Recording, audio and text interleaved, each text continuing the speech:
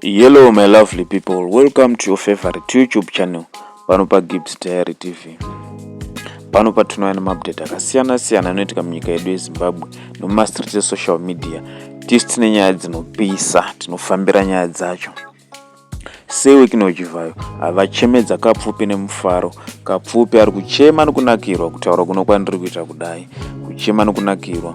Izvo zvakonzera kuti Kapfupi anyore message kuna Seweki nochivhayo vachipa kutenda nekutambira mota kwaaita akwa Toyota akapiwa naSeweki nochivhayo pamwe chete ne$300 US dollar. Sezvamuri kungoona, iyo ndiyo message yacho yanyorwa naKapfupi. Zvanzi naye Kapfupi: baba vangu vadayira, mhepo dzemadzinza dzatangirwa nedare. Pari zvino handina pekubata nemufaro. Shuwa muri mukuru asingataure zvekunyepa. Munosimudza pakashoreka, komborerwai munhu waMwari. Uku ndokunyora kwaita Kapfupi mushure mekunge iye zvizotoratidza kuti aiwa mota yatova mumaoko ake.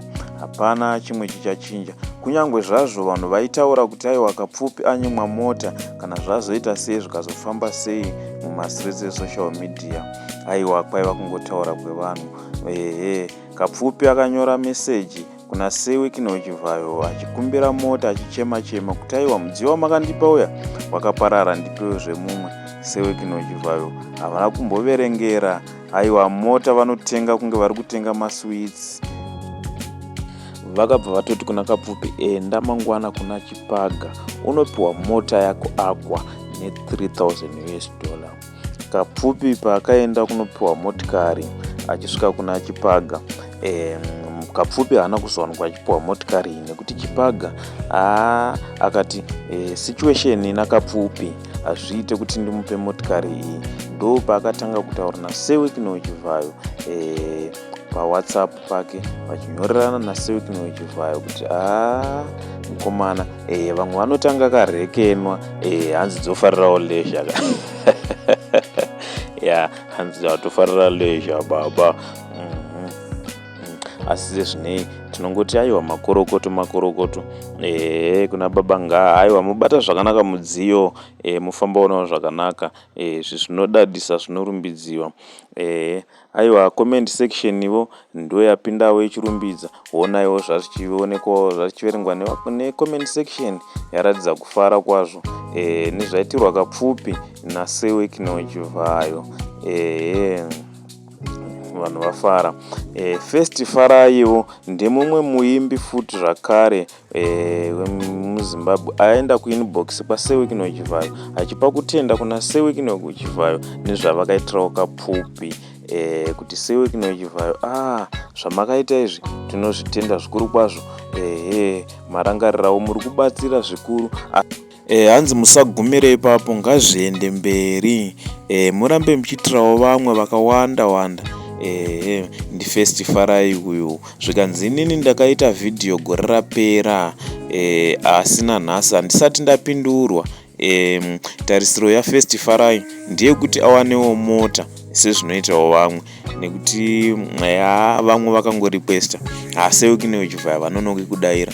Ndinochokwadi chokuti kana newewo pauri ipapo haiwa kwangorikwesta, aiwa unotoiwana yako akwa. Thank you for watching our content. Subscribe, comment, like, zvinotibatsira. Share, izvi zvinobatsira kuti YouTube inge ichipushawo vhidhiyo redu. Saka ndinoda kukusiyai muchiona vhidhiyo raKapfupi achitaura maringe netsaona yaakaita nemota yaakapiwa pekutanga naSeweki nochivhayo.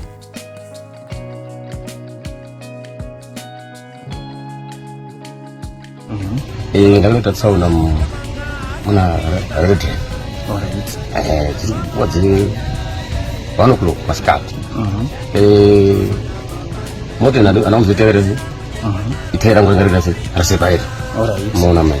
Saka no person. Iyo moto yamakapiwa naSeweki. Anoputika vile ndiko basi. Alright. Ndazoteka. Alright. Aona mai. Nditire. Ngoishi.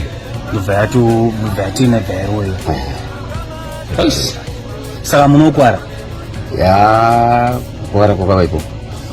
Kwavaipo sazara kuenda kuchipatara. Ngokuti Mwari vane nyasha arazobuda vakati kuwara zvakanyanya but pain muzapanda impact pane pakaoma.